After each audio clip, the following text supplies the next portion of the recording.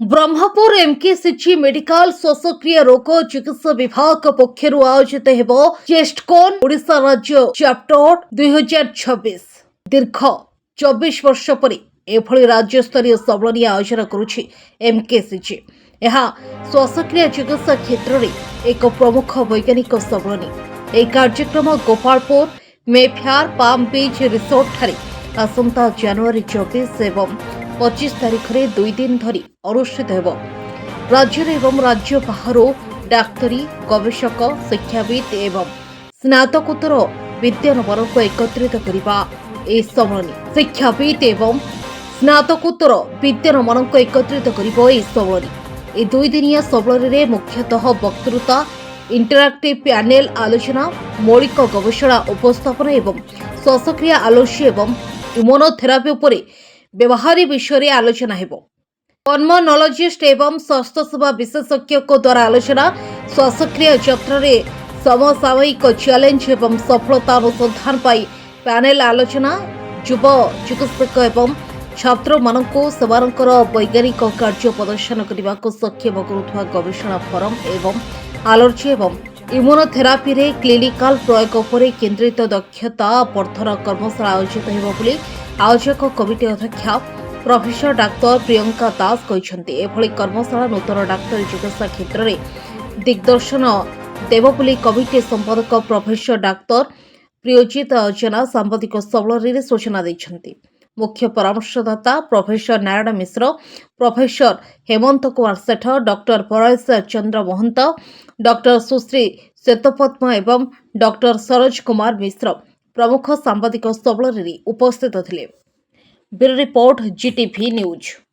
बहुत वर्ष पर आमे बे गोटे चांस पाइचु ओडिशा स्टेट चैप्टर कॉन्फ्रेंस टा करिवा पई।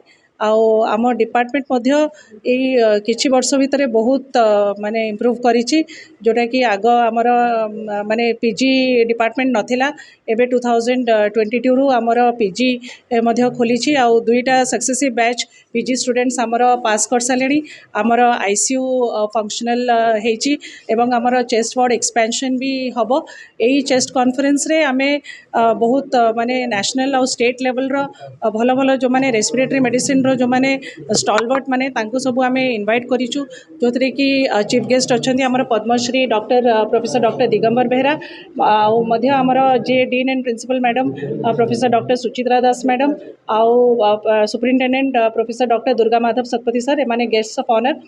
तांको आमे हमर डिपार्टमेंट रो जहा माने असुविधा अछि, जहा डेफिशिएंसी अछि ताकू भी अवगत करेबू। ता छड़ा आमे आउ पाइपलाइन रे जहा जहा रखिछु सब मॉडर्न इक्विपमेंट्स आनिबू, आहुरी माने इंटरवेंशनल प्रोसीजर्स आहुरी आगु को बढ़ेबू, जोटा कि हमर माने एकेडमिकली एजुकेशन रे हमर इंप्रूवमेंट हबो आ सेटा इन टर्न रिफ्लेक्ट हबो पेशेंट मानकर कल्याण हे। 24 वर्ष पर एठी गोटे स्टेट लेवल पल्मोनारी मेडिसिन जहाँ कहले छाती रोग एवं ताधरे सब आसी जाउची ट्यूबरक्लोसिस एवं जेते क्रिटिकल केयर सब आसी जाउची से संबंधी गोटे ऑल ओडिशा लेवल गोटे होउची हमर एठी कॉन्फ्रेंस हबो। सेथरे जेतेक हमर ओडिशार स्टेट रो जेते छाती रोग विशेषज्ञ अछंती सेथरे योगदान करिवे।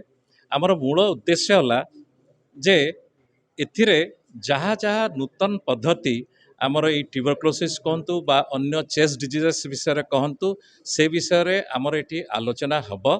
आउ एथिपाई आमर बहुत सुंदर भाव में गोटे कार्यसूची करा जाइछि, जो थे कि आमर ओडिशा बाहर नेशनल लेवल रे जो माने विशिष्ट व्यक्ति माने अछंती जो माने ये चेस्ट डिजीजेस उपर काम करछंती सेमानकु मध्य एठिकी वक्ता भाग में अणा जाइछि।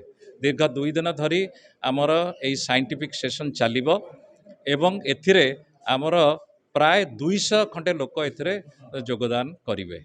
आमे भावुचु जे निश्चय एटा सफल हेबो एवं आपण मान समस्त की मीडिया भाई मान को मोर अनुरोध एटा जेमती बहुल प्रसार हो एवं एई डिपार्टमेंट रो किमिति उन्नति हेबो से कथाटा देखंतु, जोटा कि एक्चुअली विश्व स्तर रे कहिबा को गले आमर ये छाती रोग डिपार्टमेंट बा पल्मोनारी मेडिसिन डिपार्टमेंटा बहुत इंपोर्टेंट जगह। सेक्रेटरी अच्छी आमर doctor Priyanka Das associate professor अच्छा आमर organising chairman doctor Paresh Mahanta अच्छा आमर organising scientific committee scientific chairman आमर चीफ एडवाइजर अच्छा professor emeritus doctor Narayan Mishra sir and professor H K Sethi sir आउ एडिटर अच्छा आमर डॉक्टर सरोज कुमार मिश्र आमर टीमटा है ऑर्गेनाइजिंग टीम है यहाँ आम गोपालपुर कर 2 दिन प्रोग्राम रही सातटा आम साइंटिफिक सेसन रोचे सहित गोटे वर्कशॉप रोटे 5 आवर गोटे वर्कशॉप अपार्ट फ्रॉम दैट किसी इनागुरल फंक्शन है इनागुरेशन फंक्शन पैनल डिस्कशन ये सब जिन scientific related to academic topic सब